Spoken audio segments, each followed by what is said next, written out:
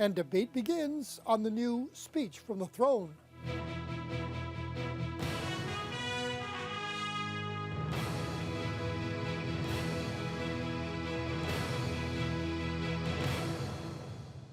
Good evening and thank you for being with us. Thunder Bay's medical officer of health is responding to the first positive COVID-19 test found in a Thunder Bay school. Dr. Janet DeMille says a case in the school system was inevitable, but she's assuring parents their children are as safe as can be. Avery McCrae has the story. Certainly, we knew it was likely going to happen at some point that we would have a case associated with the school. And so we just kicked into gear yesterday when we, to do the follow-up that we would normally do. Wednesday was a busy day for Thunder Bay's medical officer of health, Dr. Janet DeMille. The health unit was first involved with the positive case Wednesday after receiving the test results. The health unit then moved quickly to contact the school, which had plans in place in the event a student tested positive.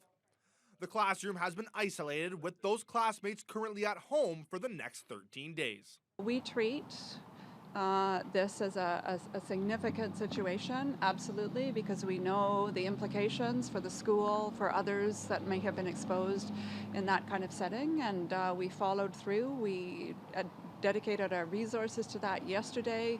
We were very quickly in touch with the school, having regular meetings. We had a meeting again this morning and arranging all the follow-up that needs to happen as we move through this process. The health unit says so far there are no other positive cases of COVID-19 within Thunder Bay schools. And with concerns rising among parents, Dr. DeMille is offering assurance to parents their children are as safe as possible inside the school walls. Children are as safe as they can be, given that there's a global pandemic right now. And we will continue to work with schools. It's a big part of what the work that we're doing right now is to support them, again, in preventing COVID from getting into the school in the first place. But if somebody should have it in the school, identifying that quickly and that quick follow-up to get that any sort of situation that might be evolving under control. Avery McCrae, TBT News. A confirmed case of COVID-19 at Ecole Grand Morgan has caused a ripple effect that's being felt right across Thunder Bay school community. Our Corey Nordstrom spoke with some parents of Grand Morgan students who were back in the classroom today. Wednesday saw Thunder Bay's first confirmed case of COVID-19 in a school being announced, and an entire class cohort of primary-age students sent home for 2 weeks. One day later, school board officials confirmed they saw a significant drop in the number of other students attending Ecole Grand Morgan. The majority were back in class, as many parents felt the school was still safe for their kids. No, because my kids are in the older grade, so they're on the other side of the school. They play in the back playground, so we're not concerned with the younger grade COVID case here. Yeah, well, I'm not worried. Like 105 cases over the course of the entire year. I mean, I'm sure that the school will inform everybody if there's been any more cases. So as of right now, I feel okay about it. Stress levels were already high for teachers getting back into the classroom, says Mike Judge, local union president for the Lakehead Elementary teachers. And the positive case is likely to only further those stressful feelings. But at this point, Judge says no teachers have indicated they don't want to be in the classroom. In getting a chance to meet with the staff at Grand Morgan, I know that there was certainly a great deal of concern, but staff are processing that. They're still coming to terms with that. I'm sure we'll hear in the next few days if there are staff that are looking to make a shift into virtual or not. Parents of children who may have come in contact with the positive case were contacted immediately, informing them of the possible risk.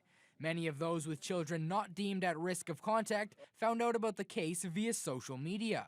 For comfort reasons, it would have been nice to have been told what class the child was in, what floor, but I get they don't want us to panic too much, so I understand that as well. So I'm trying to keep my panic level down a little bit, but it's getting up there. I thought that the school board and the school did a great job of letting us know what they'd done about it and how they had kind of segmented the problem, and my son was ready to go today, so hopefully everything turns out well. Corey Nordstrom, TBT News. Delays in booking and receiving the results on a COVID-19 test have the regional hospital's COVID-19 incident manager looking at more testing options, specifically to deal with the backlog of kids trying to get back into school.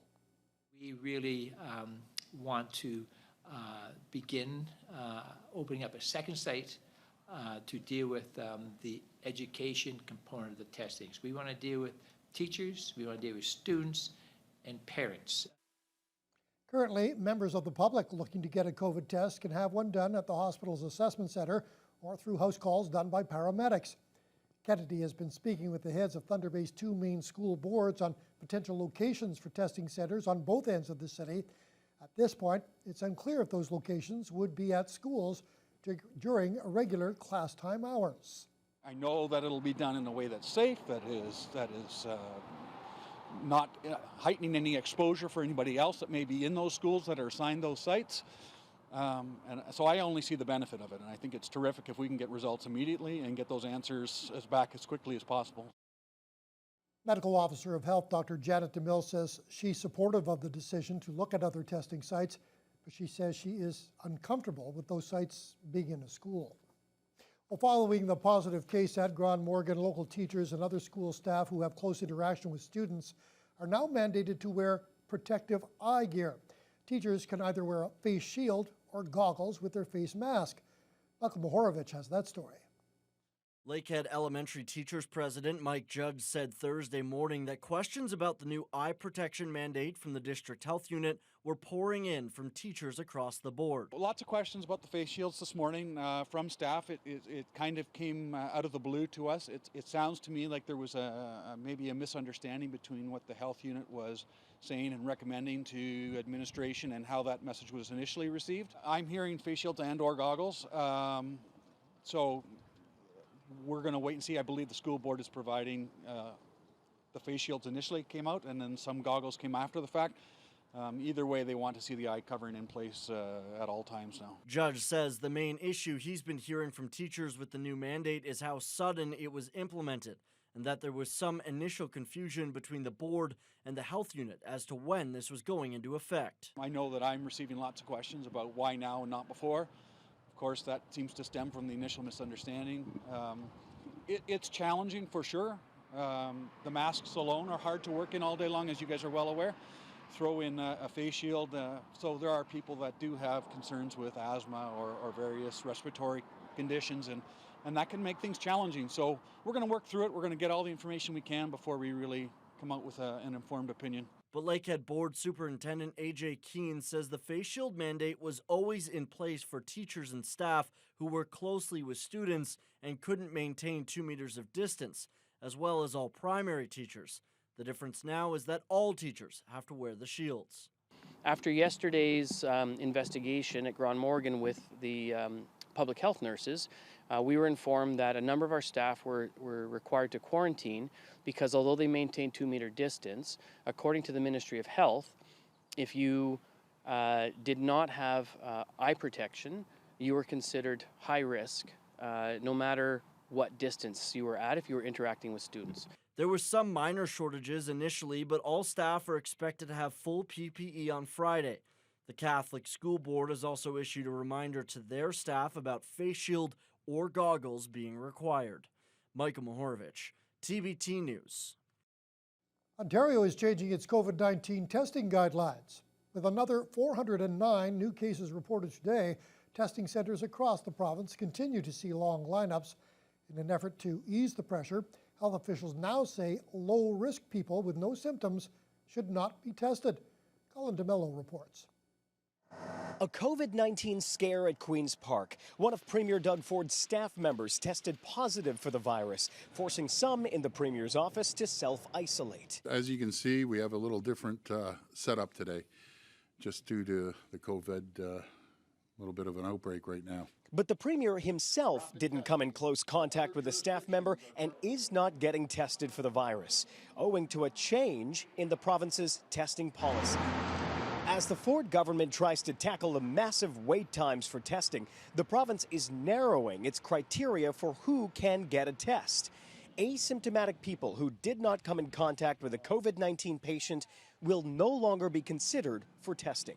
Ontarians who have symptoms or are close contacts of confirmed positive cases are the highest priority for getting tested. The change in policy is a significant shift from the height of the pandemic, when the government said anyone who wanted a test could get a COVID-19 test. We're at a different time compared to where we were in the spring, and we need to be nimble, we need to be responsive, and we need to make appropriate changes to ensure that we test those who need the tests. But the announcement comes one day after the Premier said 60 pharmacies would be administering the test to asymptomatic people.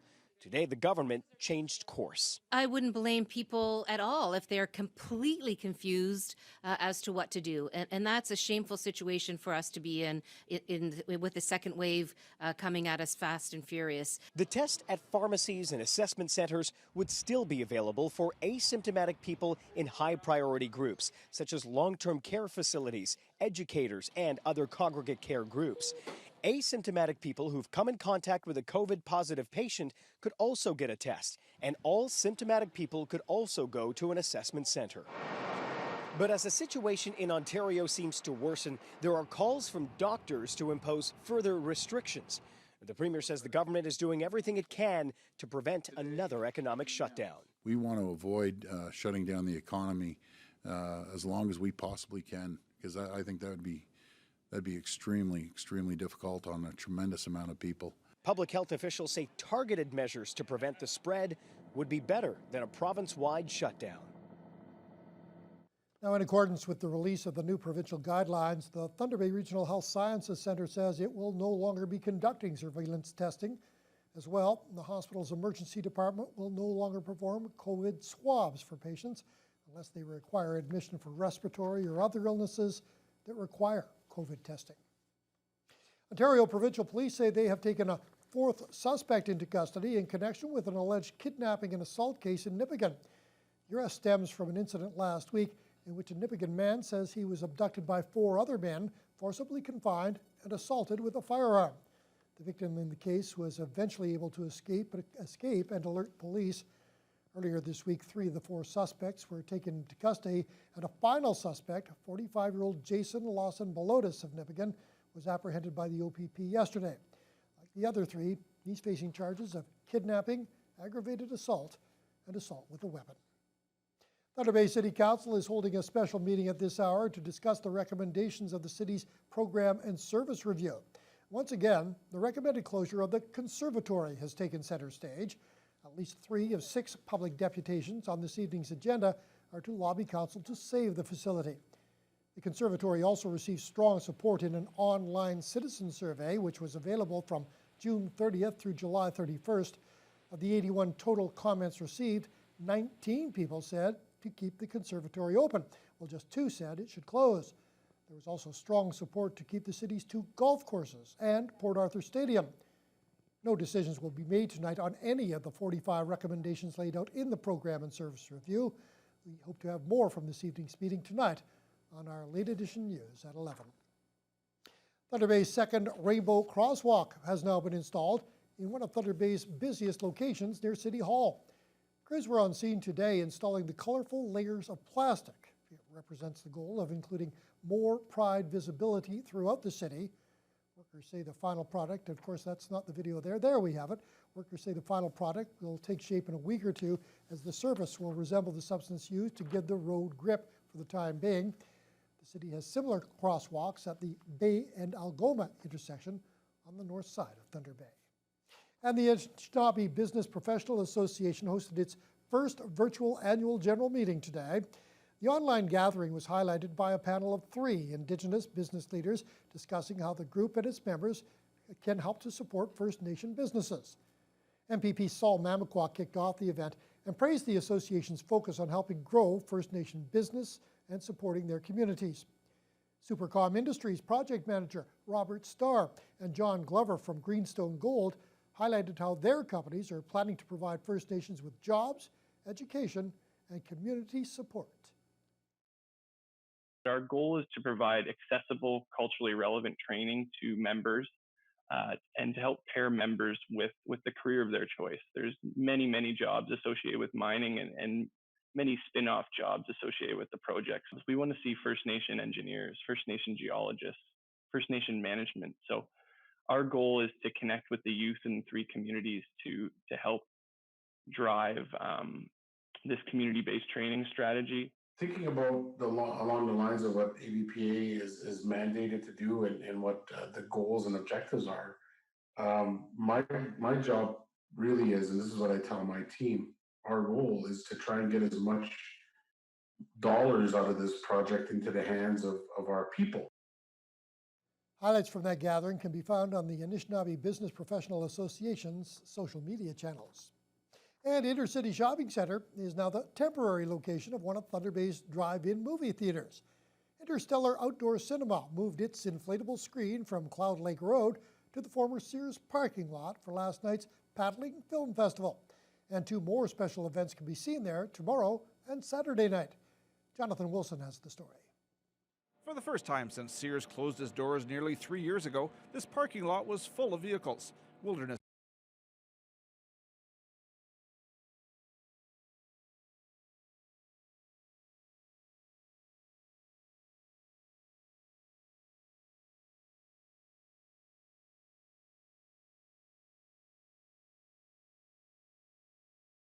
And obviously, it appears we're having some technical difficulty with that item. We do apologize.